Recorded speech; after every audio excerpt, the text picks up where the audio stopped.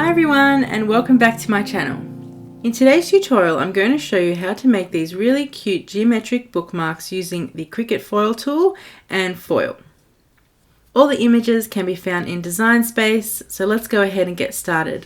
I start with a blank canvas and I come up to My Projects and then go to All Categories. And here you're going to search for just one more page. It's this project right here, and then click Customize.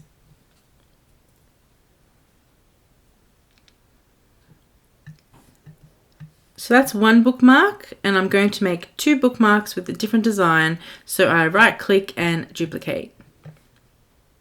Now that we have the bookmark, we need to add the images. So come up to Images, search for Geometric,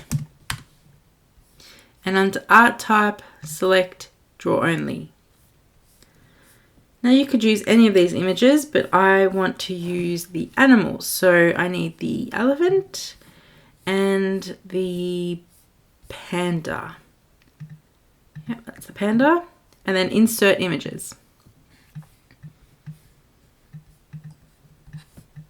Now with them both selected, you're going to resize and make them fit into the bookmark.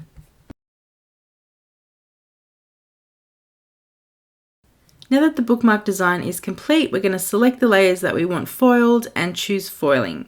So to make it easy, I select all the elements that I want foiled, and then I come up to Line Type and select Foil and then Medium. Now anything that is in gold is going to be foiled, and as you can see in the layers panel, these two items here, the bookmarks, will be cut. Now you need to center the images, so select the bookmark and then go up to Align and then Center Horizontally, and do the same thing for the second bookmark. Align and Center Horizontally.